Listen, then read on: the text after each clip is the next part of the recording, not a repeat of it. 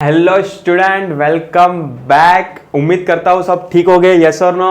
आज अपन ओसी का first chapter का सेकंड पार्ट पढ़ने वाले हैं। ऑलरेडी फर्स्ट पार्ट पढ़ा दिया है मैंने। जिन बच्चों ने अभी मेरा फर्स्ट पार्ट नहीं देखा है, रिक्वेस्ट है डिस्क्रिप्शन में लिंक दे दिए, आप मेरा फर्स्ट पार्ट पहले रिवाइज करिए, बाद में सेकंड पार्ट को क्या करें, रिव्यू करिए। यस, सेकंड पार्ट अपना पढ़ने वाले, बहुत इंपॉर्टेंट जाने वाला है पार्ट, थियरी ऑफ मैनेजमेंट, जिसके अंदर हेनरी फ्यूल का 14 प्रिंसिपल अपन पढ़ने वाले हैं। यस, शुरू करते हैं। थियरी ऑफ मैनेजमेंट, दो थियरी दिए आपके, एक हेनरी फ्यूल से दिया है और एक टेलस से दिया है, फ्रेडरिक टेलस ने। यस, ये दोनों थियरी आपको चैप्टर्स के अंदर कवर्ड है, अपन पढ़ेंगे वन बाय वन। एग्जाम के पॉइंट ऑफ व्यू से ये दो थियरी में से आपको एक थियरी कंपलसरी है, और वो भी हेनरी फ्यूल की। अगर एग्जामिनर मूड में रहा, अच्छा रहा, तो उसको टेलर भी पूछ सकता है। चलो शुरू करते हैं। तुम लोगों को पहले समझा देता हूं, अगर 5 मार्क के लिए शॉर्ट नोट के लिए आता है कि भाई डायरेक्ट क्वेश्चन आ गया कि what are the theory of management, तो आपको दोनों की थियरी, मतलब हेनरी फ्यूल की और टेलर की दोनों की थियरी थोड़े थोड़े पॉइंट्स में क्या करके आना है, लिख के आना है। अगर डायरेक्ट क्वेश्चन आ रहा है please right a principle of Henry fuel, तो कुछ क्वेश्चन ही नहीं है, आपको हेनरी फ्यूल के लिख के आने हैं। चलो शुरू करता हूं आज हेनरी फ्यूल के। यस, ये फोटो देख रहे हो आप, यस, दिस आर कौन है, नथिंग बट हेनरी फ्यूल। चलो पढ़ते हैं। Henry fuel was a French mining engineer. वो कौन था, इंजीनियरिंग था, would turn a leading industrialist and successful manager. He started his career as a mining engineer in a French mining company and rose to the position of the chief managing director.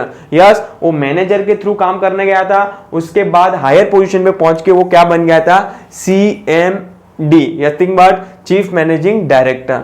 After conducting many experiments and observation in the organization, Fayol proposed 14 principles. बहुत सारे trial and error method के बाद उसने 14 principal Taylor ने बनाए, sorry fuel ने बनाए थे। ओ फाइव आज अपन पढ़ेंगे वन बाय वन, ठीक है, which are explain in his famous book. वो कौन सी बुक के अंदर उसने एक्सप्लेन किया था, nothing but general and industrial administration. आपको ध्यान में रखना है, एग्जाम में 1 मार्क का ऑब्जेक्टिव आ सकता है कि भाई हेनरी फ्यूल ने कौन सी उसकी बुक के अंदर 14 प्रिंसिपल एक्सप्लेन किया था, जनरल एंड इंडस्ट्रियल एडमिनिस्ट्रेशन।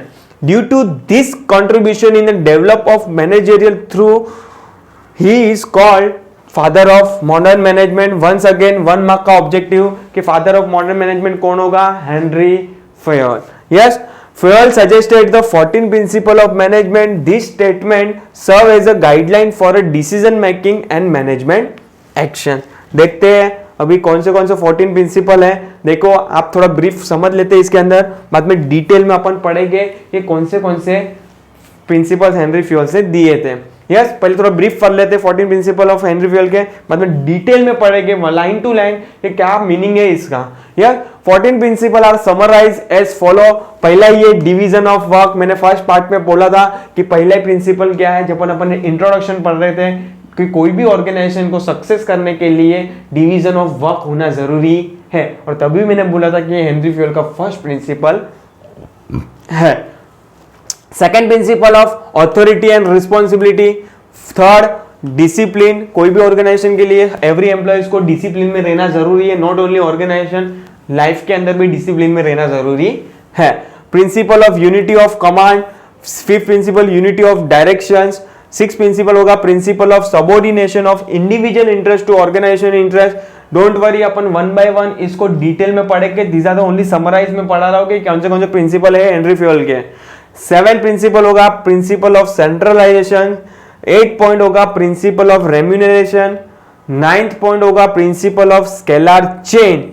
ये आपको एक बार है ना, एक बार एग्जाम में 5 मार्क का इसको शॉर्ट नोट में पूछ लिया था। किसके अंदर, शॉर्ट नोट के अंदर। तो ध्यान में रखना है कि भाई एग्जाम में पूछ ले तो लिख पाओ, क्योंकि बच्चे लोग वही इंप्रेशन में जाते हैं कि 14 प्रिंसिपल हुआ तो मैं 14 में से 5 मार्क के लिए पूछा तो 6-7 लिख के आऊंगा, तो स्केलर चेन स्किप करता है। पर एग्जाम में आ गया डायरेक्ट स्केलर चेन पे, डायरेक्ट शॉर्ट नोट कि what are the principle of scalar chain. Don't worry, अपन डिटेल में पढ़ेंगे इसको भी। Yes, principle of order, principle of equity. 12th principle of stability of tenure. 13 principle of initiative and last होगा principle of esprit de corps. ये भी एक बार short note में आया हुआ क्वेश्चंस है। मतलब या तो एग्जाम में शॉर्ट नोट में पूछना है तो दो कोई भी प्रिंसिपल पूछ सकता है, या तो हम पूछ लेंगे what is the principle of division of work and principal of discipline. मतलब कोई भी दो भी पूछ सकते हैं उन लोग किसके अंदर, शॉर्ट नोट के अंदर, या तो एक भी पूछ सकता है। तो आपको एवरी टाइप के माइंडसेट के हिसाब से क्वेश्चन ध्यान में रखना है, उसके अकॉर्डिंगली क्या करना है, आंसर्स लिखते हैं। चलो शुरू करते हैं आज का important questions one by one. First ही है principle of division of work. Division of work नाम में ही मालूम गिर रहा है कि कोई भी ऑर्गेनाइजेशन में एक बंदा एक्सपर्ट नहीं होता है एवरी फील्ड के अंदर। मतलब उसको जो फील्ड के अंदर एक्सपर्ट है वो फील्ड के अंदर उसको क्या करो, वो काम दो और अकॉर्डिंगली काम ऑर्गेनाइजेशन में वर्क क्या करो, डिवाइड करो depend on their capability and qualification. कि फॉर एग्जांपल अगर कोई बंदा को मैंने हायर किया as a CA chartered accountant और उसको मैंने डाल दिया किधर, आईटी सेक्टर के अंदर, आईटी डिपार्टमेंट के अंदर, तो उतना इफेक्टिव काम निकल के आएगा नहीं। अगर आपको इफेक्टिव काम निकल के आना है तो वो बंदे की जो कैपेबिलिटीज है, क्वालिफिकेशन है, उसके बेस पे उसको क्या करो, ऑर्गेनाइजेशन के अंदर रोल दो। तो हमेशा डिवीजन ऑफ वर्क मतलब according to the capability and qualification के हिसाब से काम डिवाइड करना है ऑर्गेनाइजेशन को। तो पहला प्रिंसिपल क्या हो जाएगा हेनरी फ्यूल का, principal of division of work. According to this principle, the work is divided into the different kinds such as a technical, financial, commercial, security operations, accounting and managerial. It is assigned to an employee as per their qualities and capabilities. मैं तुम लोग को just बोला कि उसकी जो qualification है, capability है, उसके हिसाब से उसको क्या दो, काम दो। It helps in improving the efficiency and expertise of employees which ultimately turn into the expected productivity level. Yes, अगर उसको उसके हिसाब से काम दोगे जिसमें वो एक्सपर्ट है तो नो डाउट काम प्रोडक्टिव निकल के आएगा और ऑर्गेनाइजेशन गोल अचीव होगा और प्रॉफिट ही प्रॉफिट होगा। I hope first principle clear है। सेकंड प्रिंसिपल बोलता है principle of authority and responsibility. भाई अथॉरिटी एंड रिस्पॉन्सिबिलिटी क्या होता है, अपन देखते हैं कि क्लास में एक सीआर होता है। यस, अगर उसको टीचर्स ने बोला कि तेरे को मेरे बदले में मतलब मेरे बिहाफ में क्या करना है, सब स्टूडेंट का क्या करना है, होमवर्क चेक करना है। मतलब उसको क्या दिया, ऑथोरिटी दी है। तो उसका मतलब ये नहीं है कि वो होमवर्क करके आएगा तो चलेगा, नहीं, मतलब उसको भी होमवर्क करना है। This is a responsibility. Getting my point, मतलब ऑथोरिटी एंड रिस्पॉन्सिबिलिटी दोनों साथ में होनी चाहिए। मैं बोल रहा हूं नहीं, हेनरी फ्यूल बोल रहा है, इसलिए वर्ड क्या यूज किया यहां पे, एंड। और वर्ड यूज किया नहीं है। और का मतलब होता है या तो ये या तो ये, बट एंड का मतलब दोनों। यस, तो ऑथोरिटी एंड रिस्पॉन्सिबिलिटी ऑर्गेनाइजेशन में होना चाहिए। अगर कोई बंदे को खाली ऑथोरिटी दे दोगे तो राजा जो मनमानी होगी वो करेगा। अगर खाली रिस्पॉन्सिबिलिटी भी दे दिया ना तो प्रेशर के कारण मर जाएगा। मतलब आपको ऑर्गेनाइजेशन के अंदर authority and responsibility equally distribute करनी है। Authority is a right to take a decision, it is necessary to get the thing done appropriately from the subordinate. Authority always come with the responsibility.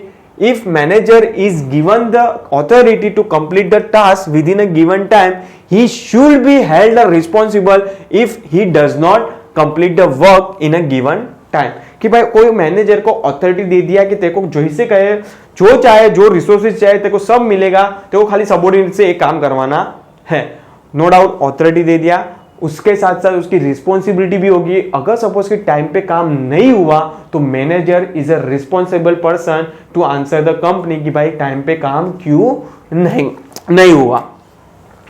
Manager should have a proper authority to take the managerial decision on his own in respect of the goal. Second point clear है। मतलब manager, Henry fuel बोलता है कि management के अंदर, company के अंदर जो भी ऑथोरिटी एंड रिस्पॉन्सिबिलिटी है इक्वली डिस्ट्रीब्यूट करनी है। थर्ड पॉइंट बोलता है principle of discipline. Of course कोई भी ऑर्गेनाइजेशन सक्सेस करने के लिए डिसिप्लिन होना जरूरी है। इन टर्म ऑफ बात करूं काम के अंदर, इन टर्म बात करूं बिहेवियर के अंदर, इन टर्म बात करूं नेचर के अंदर। मतलब सब एम्प्लॉइज के अंदर नेचर बिहेवियर ऐसा होना चाहिए कि वो डिसिप्लिन में क्या करे, काम करे, या ऑर्गेनाइजेशन के कोई भी रूल्स एंड रेगुलेशन को ब्रेक ना करे। Principle of discipline according to Fayol, discipline is the most essential thing in an organization employee must obey, obey मतलब लायबल, ओबे का मतलब होता है यहाँ पे liable and respect the rules that governs the organization. Discipline helps to achieve the goal of in the organization. Good discipline is a result of effective leadership. There must be a clear understanding between the management and worker regarding the organization rules. Basic discipline should be observed at all level of management. मतलब Henry fuel बोलता है कि कोई भी organisation goal achieve करना है तो सब एम्प्लॉइज, या टॉप लेवल बात करो, मिडिल लेवल बात करो, लोअर लेवल बात करो, सब में डिसिप्लिन होना जरूरी है. टॉप लेवल वाले का मैं ईगो रहेगा कि भाई मैं टाइम पे नहीं आऊंगा, मेरे पास ये अथॉरिटी है, मैं जब भी आऊँ तभी आऊँ जाऊँ, तुम लोगों को कोई लेना देना होगा नहीं, ये चलेगा नहीं. इधर क्लियरली लिखा है कि basic discipline should be observe at all level. All मतलब टॉप, मिडल और लोअर लेवल. मतलब हेनरी फ्यूल बोलता है कि अगर तुम टॉप पोजीशन में या तो लोअर पोजीशन में, जो भी टाइम कंपनी ने सेट किया है कि भाई 9 बजे इन है, 6 बजे आउट है, तो आपको वो डिसिप्लिन फॉलो करना है at all level of manager में. ठीक है, तो थर्ड प्रिंसिपल होगा प्रिंसिपल ऑफ डिसिप्लिन. नेक्स्ट होगा अपना principle of command. What is the principle of unity of command? Nothing but एक बंदा एक को कमांड करेगा तो चलेगा. अगर एक बंदा 3 को कमांड कर रहा है या तो 3 बंदा एक को कमांड कर रहा है तो दिस आर डिफिकल्टी. क्यों? सपोज कि फॉर एग्जांपल 3 मैनेजर है और एक ही एम्प्लॉई है. तीनों मैनेजर बोला कि काम ज्यादा इंपॉर्टेंट है, तेको ये काम मेरा निकाल के देना है 12 बजे से पहले. अगर तीनों ने वो काम बोला, तीनों ने बोल रहा है कि डिफरेंट डिफरेंट वर्क है, तीनों ने एक ही एम्प्लॉइज को प्रेशर डाल के बोल रहा है कि एक काम 12 बजे से पहले करना है, तो वो कर पाएगा नहीं. वो किसको रिस्पॉन्सिबल करेगा? वो बोलेगा मैं उसका काम कर रहा हूं, नहीं मेरा काम फर्स्ट कर. वो बोलेगा उसका काम कर रहा हूं, नहीं मेरा काम फर्स्ट कर. तो हमेशा एक बंदा एक को कमांड करेगा तो ही काम, ऑर्गेनाइजेशन का गोल अचीव होगा, वरना प्रॉब्लम्स क्या होंगे, बढ़ते ही जाएंगे ऑर्गेनाइजेशन के अंदर. Yes, each member of the organization should receive the order from the only one superior. मैंने तुम लोगों को जस्ट बोला एक सुपीरियर, एक सबऑर्डिनेट, गुड. 3 सुपीरियर, एक subordinate, there is a difficulty. जो तुम लोगों को मैंने जस्ट बोला कि 3 मैनेजर एक को बिंदर को क्या कर रहे, काम दे रहे, तो प्रेशर में आके काम करेगा नहीं, काम बिगड़ेगा ही. Yes, this principle helps in managing the conflict and solving the dispute among the people in a organisation. It also helps in avoiding the confusion. If employee receive a command from the more than one authority, he will get confused and will not able to take decision about whose order should be follow. मैंने तुम लोगों को just बोला, यहाँ पे एक example दिया है कि फॉर एग्जांपल एक सुपीरियर है, 3 सबऑर्डिनेट है, या तो फिर 2 सबऑर्डिनेट सुपीरियर है, 3 सबऑर्डिनेट है. तो यहाँ पे क्या होगा, कंफ्यूज क्रिएट हो गए कि सपोज कि फॉर एग्जांपल एक ही सुपीरियर 3 सबऑर्डिनेट को काम कर रहा है, तो तीनों सबऑर्डिनेट बोलेंगे कि भाई तेरे को भी सेम काम दिया है, तेरे को भी सेम काम दिया, तेरे को भी same. Is a wastage of time plus wastage of resources, human और नॉन ह्यूमन. यस, मतलब अगर सपोज कि ऑर्गेनाइजेशन के अंदर गोल अचीव करना है, 1 सबऑर्डिनेट 1 सुपीरियर, या तो फिर 10 एक प्रोजेक्ट पे एक सुपीरियर भी क्या होगा तो भी चलेगा. Getting my point? तो हमेशा अगर तुम लोग एक ही एम्प्लॉइज को 3 सुपीरियर काम दे रहे हैं तो कंफ्यूज होना ही है. कंफ्यूज के साथ साथ काम भी बिगड़ेगा और गोल अचीव होगा भी नहीं. ठीक है, तो principal of unity of command भी तुम लोग को क्लियर होगा. यस, यहाँ पे एक बार एक राइट अप्रोच दिया, this are the wrong approach. मैंने तुम लोग को बोला कि एक सुपीरियर होगा, 3 अगर सबऑर्डिनेट हो रहे हैं, मतलब तीनों एक ही प्रोजेक्ट पे काम कर रहे हैं तो fine.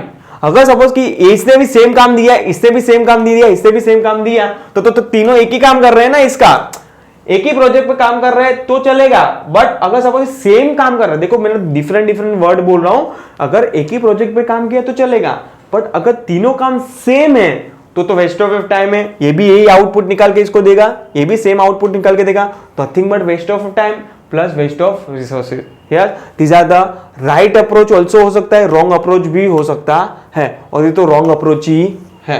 Getting my point? Yes, चलो नेक्स्ट है यूनिटी ऑफ डायरेक्शंस. यस, मतलब नथिंग बट तुम लोगों को भी जस्ट बोला कि एक ही बंदा एक प्रोजेक्ट के लिए डायरेक्ट करना है, 10 प्रोजेक्ट एक प्रोजेक्ट के लिए 10 जन डायरेक्ट नहीं करेगा. यस, वरना वो बोलेगा ये काम कर, वो काम कर, वो ये काम कर, ये काम कर, मतलब कंफ्यूजन ज्यादा होगा और मैशअप ज्यादा हो जाएगा ऑर्गेनाइजेशन के अंदर. Principal of unity of directions. This principle state that there should be a one head and one plan in every organization. Each group in an organization should have their same objective and group should be directly by the one manager using a single plan. मैंने तुम लोग को just बोला कोई भी organisation के अंदर एक प्लान होगा, उसको डायरेक्ट एक ही जन करेगा तो ही गोल क्या होगा, अचीव होगा, अदरवाइज गोल अचीव होगे नहीं. तो ध्यान में रखना है यूनिटी ऑफ डायरेक्शन. ये मैं नहीं बोल रहा हूँ, हेनरी फ्यूल्स बोल रहा है कि मैनेजमेंट के अंदर क्या क्या चीजें तुम लोग को कौन से प्रिंसिपल तुम लोग को ध्यान में रखने हैं.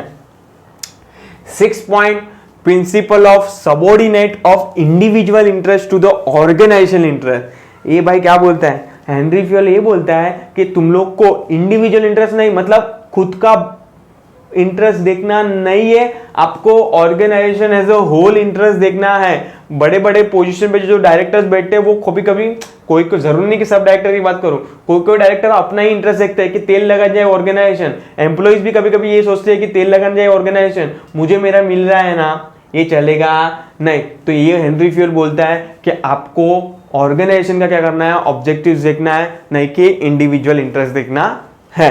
ठीक है, principle of subordinate of individual interest to organisation interest. According to this principle the interest of individual must be given less importance, मतलब ज्यादा इंपॉर्टेंस देना नहीं है इंडिविजुअल को अपने इंटरेस्ट पे, then the interest of organization interest. While taking a decision in an organization, the manager should always consider the interest of the whole group rather than the interest of single employee.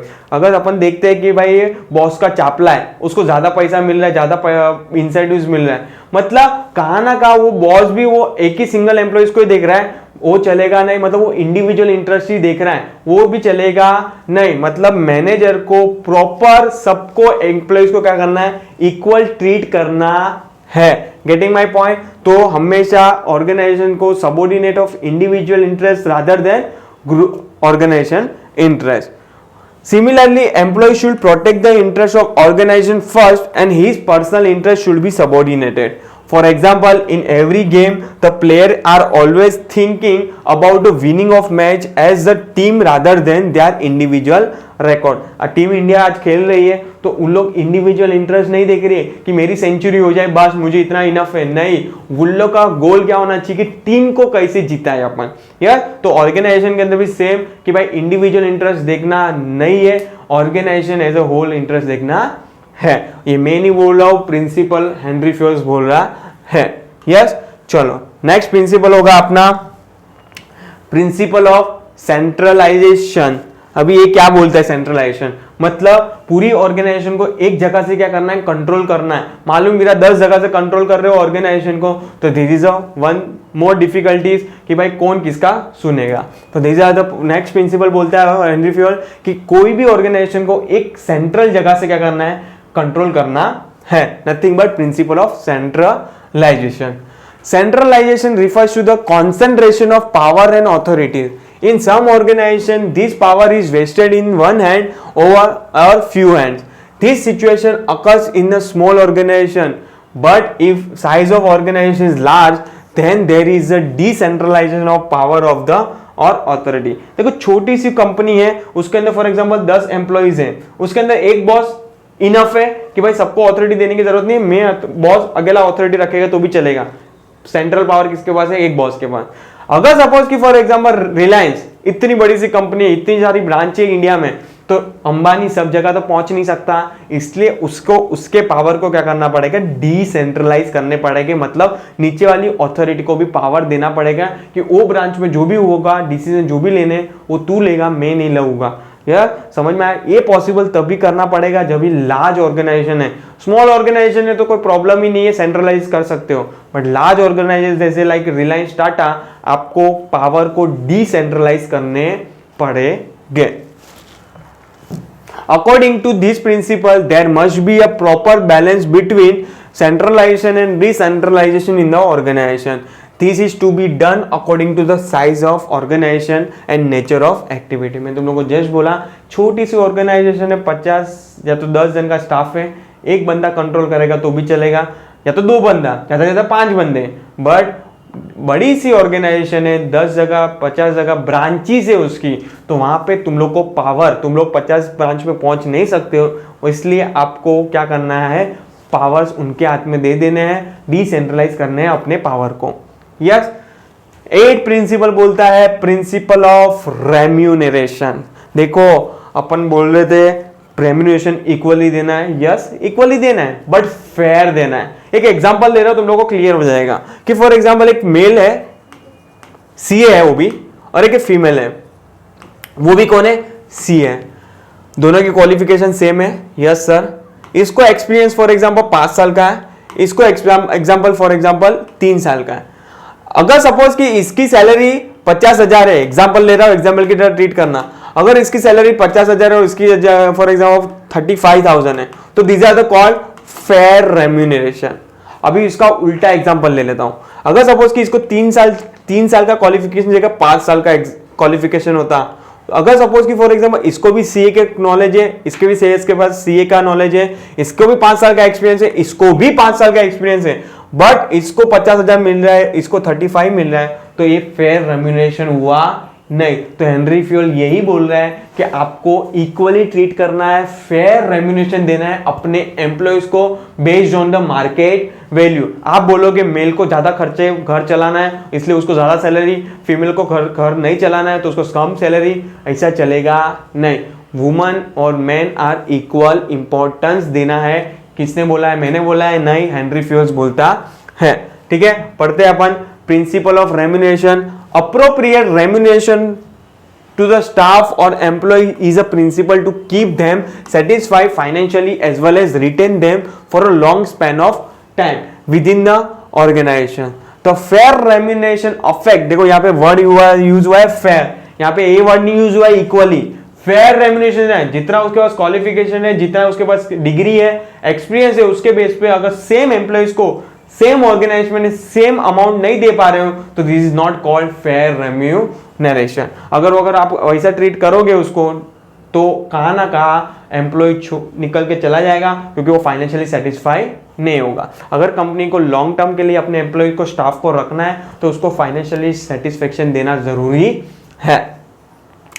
The remuneration should be fixed by the taking into the consideration the skill, expertise, knowledge, tenure, cost of living, market trend, profitability of the organization। ये सब factors ध्यान में रखने जब भी company remuneration decide करती है तभी। ठीक है, चलो नेक्स्ट आता है अपना 9th प्रिंसिपल, जो मैं तुम लोगों को बोला था शॉर्ट नोट्स में भी आता है, जो है nothing but principle of scalar chain. Scalar chain का नथिंग बट मतलब होता है 1 by 1, मतलब एक दूसरे को क्या करना है, इंफॉर्मेशन पहुंचानी है। Nothing but scalar chain and gang planning. देखो इसमें 2 पॉइंट्स दिया है, दोनों का मतलब अपन समझते हैं। What is a scalar chain and what is a gang planning. देखो स्केलर चेन एक चेन होती है कि भाई आपको टॉप टू मिडल पे जाना है, मिडल से बॉटम पे लाना है, डायरेक्ट बॉटम टू टॉप जा सकते नहीं हो। अगर सपोज फॉर एग्जाम्पल कोई ऑर्गेनाइजेशन का ऐसा पॉलिसी है कि छोटे एम्प्लॉइज को, मतलब जो लोअर लेवल वाले हैं, उसको कोऑर्डिनेशन करना है टॉप लेवल पे, वो डायरेक्ट कोऑर्डिनेशन नहीं करेगा, उसको वाया मिडिल लेवल पे ही जाना पड़ेगा। तो कहां ना कहां वो चेन को फॉलो करना है, चेन फॉलो करो, this are the nothing but time consuming. तो टाइम कंज्यूमिंग के कारण डिसीजन भी क्या हो गए, डिले हो गए।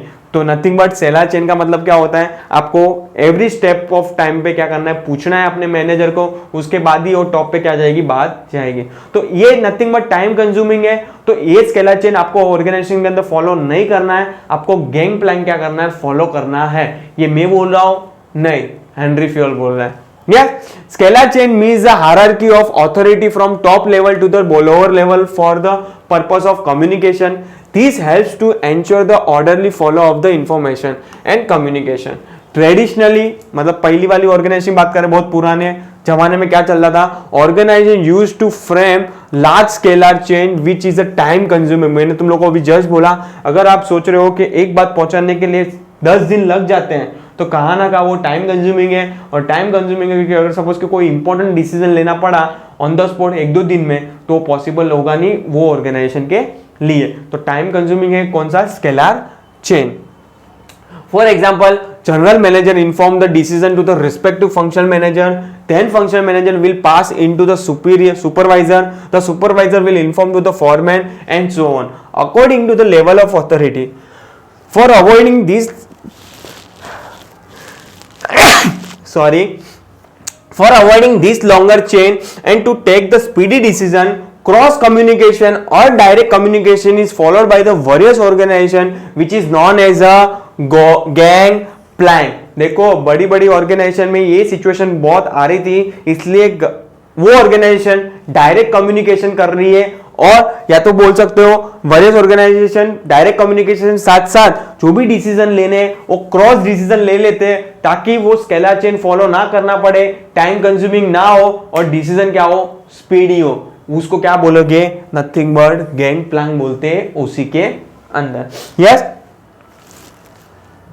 For direct communication proper permission of authority is necessary. देखो यहाँ पे एक चार्ट दिया है. देखो एग्जामिनर वही ऑब्जर्व कर रहा था कि अगर मेरे 5 मार्क के लिए शॉर्ट नोट पूछा है तो बच्चे लोग क्या ड्रॉ करके आए, डायग्राम ड्रॉ करके आए, उसके अंदर दिखा है कि what is the scalar chain और what is the gang plank. देखो यहाँ पे ए बी को बताएगा, बी सी को बताएगा, डी को बताएगा, जी को बताएगा, एफ को बताएगा, ई को बताएगा. Nothing but these are the scalar chain. अगर कोई इंफॉर्मेशन फॉर एग्जांपल बी को बताना है, ई को मतलब बी को बताना है, ई को, अगर सपोज को वो स्केलर चेन फॉलो करता तो वो किसको बताएगा, पहले सी डी जी एफ, बाद में ई को बताएगा. तो this are the long process, कहां ना कहां डिसीजन भी डिले हो जाएगा. इसलिए बड़ी बड़ी ऑर्गेनाइजेशन नावडे क्या करती है, डायरेक्ट कम्युनिकेशन करती है, nothing but gang plank follow करती है. अगर बी को कोई भी इंफॉर्मेशन चाहिए वो डायरेक्ट ई को पूछ सकता है.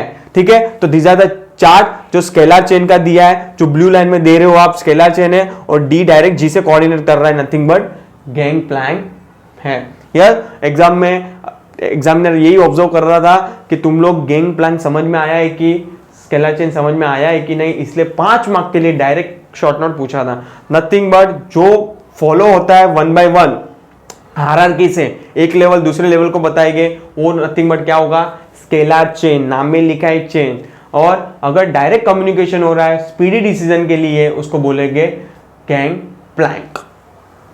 In the above diagram, the communication between D and G is followed through the proper hierarchy, but to avoid a delay or in emergency situation, there will be direct communication is termed as a gang plank. Direct communication को gang Planck बोलोगे, अगर proper hierarchy के through जा रहे हो तो उसको बोलोगे scalar chain.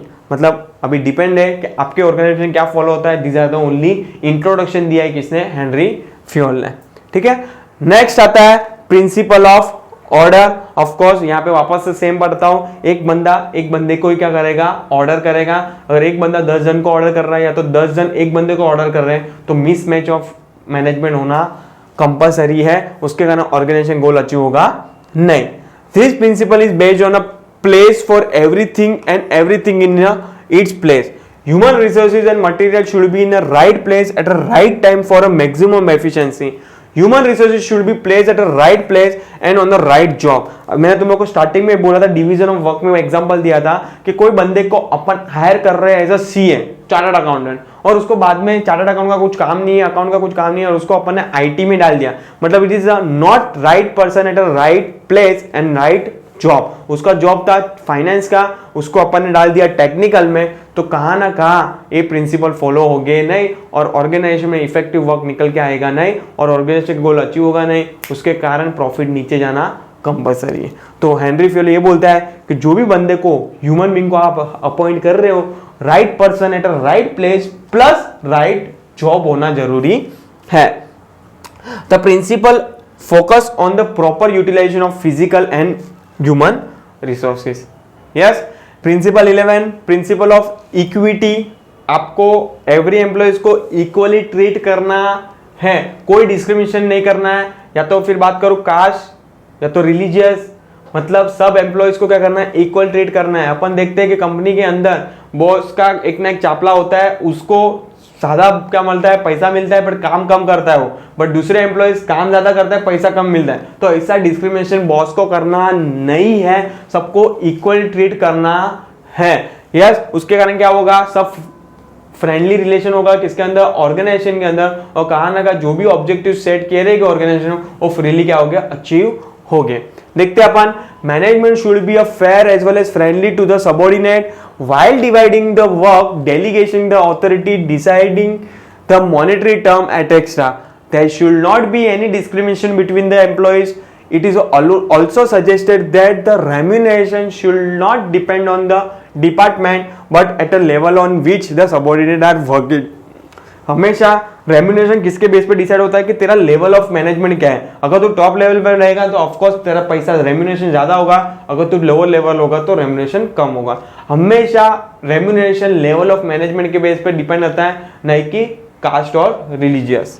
Yes, the employee working on the same level but in a different department should be paid same wages। और हेनरी फील्ड बोलता है अगर सपोज कि वो एक ही ऑर्गेनाइजेशन के अंदर है, सेम काम कर रहा है बट डिफरेंट ऑर्गेनाइज डिपार्टमेंट के अंदर, तो भी उसको इक्वली ट्रीट करना है, इक्वल वेजेस देने हैं।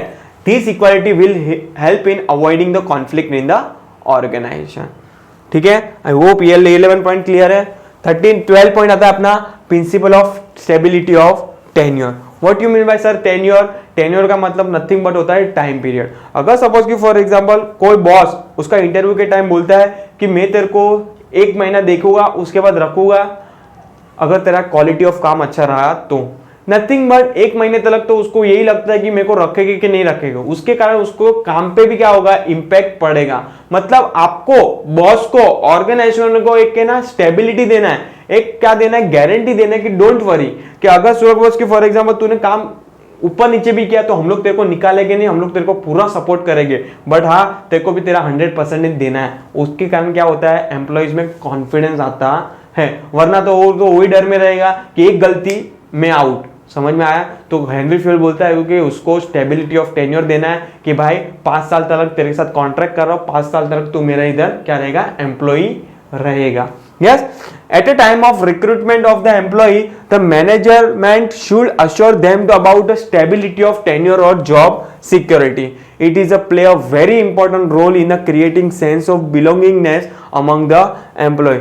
Nowadays देख रहे हो कोविड के कारण बहुत सारे जन की जॉब से निकाला गया है, तो यही राइट टाइम है कि मैं बॉस कैसे अपने एम्प्लॉइज को रिटेन करके रखे। These are the challenging task for the every organization. Insecurity in a job always affect the efficiency. मैंने तुम लोग को यही बोला कि अगर उसको बोला कि 1 महीने तक देखेंगे उसके बाद रखेंगे नहीं रखेंगे, देयर इज ऑलवेज एक मन में क्या रहता है, इनसिक्योरिटी फील करता है और उसके कारण उसके काम पे फर्क पड़ता है। Of the employee and adverse whereas job security minimize the employee turnover ratio. Of course अगर जॉब सिक्योरिटी दे दोगे तो उसको इतना डर होगा नहीं कि मैं भाई कोई गलत काम कर दिया तो निकाल दूंगा, नहीं, एक सेफ फील करेगा अपने आप को। तो हेनरी फील्ड ये बोलता है कि अपने एम्प्लॉइज को क्या करना है, एक जॉब सिक्योरिटी देना है। नेक्स्ट प्रिंसिपल होगा प्रिंसिपल ऑफ इनिशिएटिव। ऑफकोर्स ये क्या बोलता है कि भाई बॉस, हेनरी फील्ड बोलता है कि जो भी डिसीजन ले रहे हो टॉप लेवल ले रहे हो, नो डाउट लेना भी चाहिए, बिकॉज वहां पे हाई क्वालिफाइड पर्सन रहते हैं, एक्सपीरियंस पर्सन रहते हैं, बट उसका मतलब ये नहीं कि छोटे एम्प्लॉइज को आपको ट्रीट नहीं करना है, उनको भी एक टाइम दो, उन लोग सबऑर्डिनेट को भी एक चांस दो कि उन लोग कुछ ना कुछ इनपुट दे ये प्रोजेक्ट के लिए। नो डाउट कोई अच्छा प्रोजेक्ट निकल के आया, अच्छा सॉल्यूशन निकल के आया तो कहाँ ना कहाँ किसको फायदा है, ऑर्गेनाइजेशन। इसलिए अपन ने पहले पॉइंट पढ़ा था कुछ तो 4th या 5th पॉइंट कि भाई subordinate individual interest to organization का इंटरेस्ट आपको क्या करना है, ध्यान में रखना है। तो हमेशा ऑर्गेनाइजेशन को, छोटे छोटे एम्प्लॉयज को भी क्या करना है, इनिशिएटिव, अपॉर्चुनिटी देनी है कि आपके क्या व्यूज है प्रोजेक्ट के लिए, ये डिसीजन के लिए। तो कहाँ क्या मालूम वो एनकरेज के कारण कुछ नया आइडिया लेके आए और ऑर्गेनाइजेशन को अच्छा टर्म ऑफ प्रॉफिट हो। यस, चलो principal of initiative. Initiative refers to the volunteering to do the work in a innovative way. The freedom to think and work on a new idea encourage the employee to take initiative while working on a giving task. अगर suppose कि for example कोई ऐसा काम है, अगर आप top level वाले अगर टॉर्चर करेंगे ना कि नहीं तेरे को यही काम करना है, ऐसे ही काम करना है, इसी तरह ही काम करना है, तो कहाँ ना कहाँ उसके मन में नए आइडियाज आते रहेंगे ना, तो भी वो नया आइडियाज इंप्लीमेंट करेगा नहीं। अगर सपोज कि टॉप लेवल वाले में बोला कि तेरे को ये काम करना है, तेरे हिसाब से जैसे करना है वैसा कर सकता है, तो कहाँ ना कहाँ वो नया नया आइडिया को क्या करेगा, एनकरेज करेगा, नए नए आइडिया आएंगे तो वो क्या करेगा, इंप्लीमेंट भी करेगा और उसके कारण ऑर्गेनाइजेशन क्या होगा, फायदा होता है। Yes, This initiative should be welcomed by the manager, including the through discussion on the news idea. It also help in creating healthy organization culture. Organization को भी ध्यान में रखना है कि जो भी नए नए आइडियाज सबॉर्डिनेट ने हम लोग को दिया है उसको सुनना और इग्नोर नहीं करना है, उसको सुन के उसको सोचना है, इंप्लीमेंट करना है, डिस्कशन करना है. अगर सपोज कि अच्छा लगा हो आइडिया तो इंप्लीमेंट भी करना है ऑर्गेनाइजेशन के अंदर. कहां ना का ऑर्गेनाइजेशन का क्या है, फायदा ही है उसके अंदर. यस. और लास्ट प्रिंसिपल बोलता है principle of esprit de crops, nothing but team work. आप एज अ टीम वर्क काम कर रहे हो, आपको इंडिविजुअल इंटरेस्ट देखना नहीं है. हेनरी फ्यूल भी यही बोलता है कि आप बोलते हो कि मेरे को क्या लेने देना, मेरा काम तो हो गया. ये फंडामेंटल अप्लाई करना नहीं है. We are all equal. आपको organisation as a goal as a team work करना है, सबको एम्प्लॉइज को मिलके. Yes. Henry Fayol has given a emphasis on a team work. Esprit de corps means the union is a strength. उसको वो बोलता है कि यूनियन क्या एक स्ट्रेंथ है, ताकत है. Running any organization is a group activity and human resources are the valuable assets of the organization. तुम लोग असेट साइड बैलेंस शीट पे बनाते हो, वहां पे आप कभी भी ह्यूमन एम्प्लॉइज को असेट काउंट नहीं करते हो, but is are the one of the big asset for the company. Human, अगर ह्यूमन रिसोर्सेज नहीं होंगे, एम्प्लॉइज नहीं होगा तो ऑर्गेनाइजेशन रन कर सकती ही नहीं है. तो आप वैसे ही ट्रीट करो. These are the like a asset of the organization. If all employees are working as a union and with a mutual trust, the difficulties can be solved quickly. अगर सपोज कि कोई प्रॉब्लम कितनी भी बड़ी क्यों ना आ जाए, अगर म्यूचुअल अंडरस्टैंडिंग रहेगी एम्प्लॉइज के बीच में, तो कहाँ ना कहाँ जो भी बड़ी बड़ी प्रॉब्लम्स भी होगी वो इजीली क्या हो सकता है, टैकल हो सकता है. Therefore, as a leader, manager should create a spirit of teamwork and understanding among the employees to achieving the organization easily. Above 14 principles of Henry Fayol are very useful to the manager, the organization of effectively and efficiency. These are also supportive to the functions of management. These principles are very logical and therefore are applicable in modern management era. तो यहाँ पे अपन ने 14 principles पढ़े किसके, Henry Fayol के. यहाँ पे मेरा सेकेंड पार्ट में ओवर करता हूँ. थर्ड पार्ट जो भी आओगा, सेकेंड थियरी रहेगी आपकी टेलर की, जो साइंटिफिक डिसीजन पढ़ाते हैं और उसके क्या क्या टेक्निक्स है वो भी अपन पढ़ेंगे. यस. तो ये वाले पार्ट में मेरे खाली 14 प्रिंसिपल ही होगा. नेक्स्ट पार्ट जो बनेगा, थर्ड पार्ट बनेगा, उसके अंदर अपन टेलर के प्रिंसिपल भी पढ़ेंगे, प्लस उसकी क्या क्या टेक्निक्स है वो भी अपन पढ़ेंगे और चैप्टर को क्या करेंगे, वाइंडिंग अप करेंगे. देखो मैं बहुत आराम से जा रहा हूँ. एक पार्ट चैप्टर्स के लिए मुझे 3 पार्ट बनाना पड़े, 4 पार्ट बनाना पड़े, मुझे कोई चिंता नहीं है. बट हाँ, आपको ध्यान से लर्न करना है. कुछ भी डाउट हो तो मुझे कमेंट बॉक्स में लिख दो कि सर ये समझ में नहीं आया. मैं ट्राई करूंगा नेक्स्ट पार्ट जब भी मैं पढ़ाऊंगा डाउट डिफिकल्ट सॉल्व करने के लिए. ठीक है. Till time bye bye, take care. Third part मेरा जल्दी आएगा. Please keep on update.